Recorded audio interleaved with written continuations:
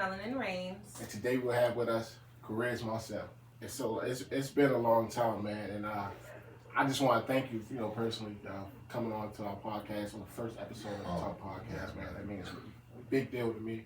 I met you, when you was just kind of getting the Black Water project off the ground, the Black Water House, actually. So I want you to tell our audience how has that journey been from the moment we met to where you at right now? Yeah, first of all, I just want to say thank you for just, jumping out and just, that was even before my son was born, like 10 years ago almost or so, when, Joey he jumped out with the faith and, was supporting us back then. So that's why I'm like paying it forward now. When he hit me this, it's like, that's why you never really know, who's going to be doing what, and when we was early on with a vision, he believed in the vision, and that's why I wanted to say thank you for that. We've morphed into so many different elements of the culture. When Black Water first started, we were just like, let's curate an environment where we can have a multi-generational of blackness and multi eras of blackness all celebrate the same moment. What does purpose mean to you? Family, something to live for outside of yourself. Yeah, it's really that simple. Purpose has a lot to do with like leaving something that people can remember about you. So I noticed, man, when I reached out to you, you said that you transformed the journey. Like, you're not just Kariz the producer, or Kariz the beat maker. Tell us about that transformation and what made you decide to go that route that you're on right now. Well, what's interesting is that in life, I'm not disciplined enough to make decisions. I need things to force me to do stuff, right? Like, I wish I could say a lot of my decisions was because I decided. No, it's like I'll do something, and then because you do that thing, the cause and effects happens. You're kind of forced into these spaces, and you're like, okay, path of least resistance, let's do that. So with that being said, because I don't want to take the credit of all of the decisions, it's like it's God and divine things that's happening that's like makes you move into these spaces. But leading up to about 2017, 2018, even a little bit 2019, I was doing mostly production, beat making, production, recording music, and I still do to this day. Don't get it twisted. I don't want to say, but that was like my sole thing between that and doing youth program design. Was like my life extremely leading up to that point. And then I was introduced to that space in Maryland Art Place on the top floor, and it was like, yo, let's build a hub, and so it turned into from making beats and producing artists and being the majority of what I was doing to now brick and mortar. And so before you know, I spend most of my time designing, buying, furniture shopping, fabric shopping. It turned into a curation of the space, and so a lot of the artistic time that I used to spend just making beats and building catalogs went into building space. Okay, I heard you talk about being a father first before anything else. Yeah. And I thought that was really great. So how do you balance the two? In order to move things into a balance, you gotta go against hot, cold. It's tough, right? But this where I'm at today with it, if you would have asked me that maybe 4 years ago, I probably would have said I don't, it's tough. But today, that fight doesn't exist. And I think because I stopped fighting it, you know what I mean? It's like what needs to happen and just prioritize the things that need to happen with him and with the family and look at that as his own like 24 hours in a way, like whatever his own life over there, and then shape things around that. Now, I see that you value family overall. There's always family first, of course, right? So, but when it comes down to community, what ways are you, clearly I know, but I want you to tell our audience, what ways are you engaged in community? I know the last time we ran across each other's paths, I was dealing with a little setback. I had a little minor incarceration. and I seen you then. You was like, "Yo, bro, look, we got the studio here. come down. Yeah, you know what I'm saying? yeah. Come make some music." Right. Like, how did you make that transition? I clearly see that prison reformation is something that you're into. But Yeah. how do you make that transition with community along with that as well? I was a teaching artist for starters, right? I didn't really know that's what I was supposed to be doing. I'm gonna try to get through this story quick because it is the longest story of my life, but I'm gonna try to just get through there. I'm just a teaching artist, and then coming out of teaching artistry, you know, I was trying to understand the business of how these programs work. That intrigued me. Like, how are you guys able to hire all these artists, painters and videographers and all these people and put them into schools?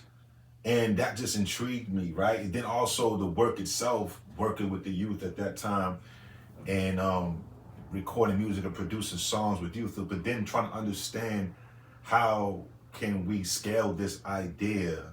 How can we have a bigger impact kicked in a couple of years in the game? And I started to say, you know, I want to build my own company. And that was called Kariz Kids Youth Enrichment Services. We ran that for up to probably about 10 years and wrote curriculum and scaled it throughout the East Coast. Ended up with sites in New York, DC, Baltimore, other parts of Maryland. At one time, I think we probably had like 7 or 8 sites running at one time on the East Coast. It was wild because the community aspect kicked in while I was in my business journey. It wasn't like in the beginning, like, how can I save the world? It started to happen as having a business in it, and then realizing like, damn, they really need this, you know, like we actually doing something more than just making beats with kids. This is something else. And then I started to evolve that part and try to find different intentful ways to create programming that will overall better the internal, external life of the population that we serve. And so eventually, you know, I started working in the systems in the DC Youth Jail. And then, you know, Beats Not Bullets came on board, and I consulted them for a while and worked with them as an instructor. And so it's been a journey. And even to fast forward to date, I mean, I'm still involved with programming to different capabilities, helping other artists and organizations start their programs. Okay, so you guys touched on, you touched on how you never know who you're interacting with. And I want to ask you, how important has networking been for you? Here at Speak Life Tour, one of the things that we strive to do is make that connection between the communities, the businesses, and the brands. So I heard you touch on networking slightly, and I just want to ask you, like, how important has that been for you in your development? Networking is important. But what's important is working with people who are very networking, who are very loud, who are everywhere all the time, who you have, like, right to date, like, I have people that work in our company that are everywhere all the time. The All-Star Weekend, the Grammy party, the da-da-da-da-da-da.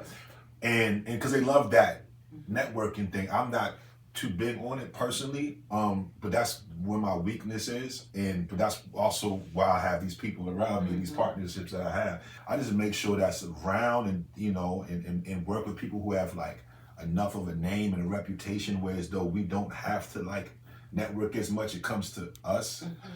It's a law of attraction method. Love that. Yeah. So when it comes down to like, because we're all humans at the end of the day, right? Challenges. Yeah. When you're faced with those challenges, how do you stay with that mindset of staying positive and still wanting to connect and still wanting to be a big pillar or impact in the community? Yeah, that's a great question as well. You know, I allow darkness and depression to happen, first of all. You know, I've learned that. You know, fighting the darkness prolongs the healing. And so I used to try to like, yo, don't cry, don't break down, yo, you strong, you know. But what I do now is that I literally will shut it down. I will, you know, people say you got to speak life into yourself, which is really great. You guys are supposed to speak life into yourself. That's very important. And there's a part of another part that just makes you want to speak bad about yourself to yourself and just be negative, right? I allow that to happen. I will Listen, man, I would go through a point where it's just like I just found a book recently. It's one of my writings. I was just going in on myself. Everything that was so wrong. And I just was like, I threw it away. I was like, man, don't keep this around. Throw that away. You don't feel like that anymore. And he's, so first of all, the challenges come. I allow myself to feel bad, right? And then, because I'm just like the emotional artist at the end of the day. Yeah, I'm executive, business owner, but like, the people who know me understand, like, I'm still like this artist, like, and so I allow that emotional artist stuff I get through it quickly though, because of the family and the people that's relying on me, and it's quietly. Nobody knows when I'm going through that, at all. I make sure of that. That's very important, not to just trauma dump on the people around you who you're gonna need later for something, and now everybody, you crazy. Just just don't let everybody know you crazy when you crazy. And then come a week later try to act like you normal and you need something serious. Like, yo, you crazy, yo, stay to yourself until the crazy gone. Right. And that's how I do that, Okay. And that's powerful, because I think that's something we all have to learn how to balance. And that's one of the main pieces. Yeah. Is there anything you're working on right now that you want to let the people know about, and also plug in your social media, website, everything like that? Yeah, I mean, like I said, we are co-composers in the Ianu series coming out. It's 13 episodes, or 10 episodes, and I think that's how they're saying it. But anyways, yeah, April 5th. It's about a little African Nigerian beautiful little girl who is trying to access her powers for good. And I'm gonna keep it at that. It's way more detailed. It's an amazing storyline.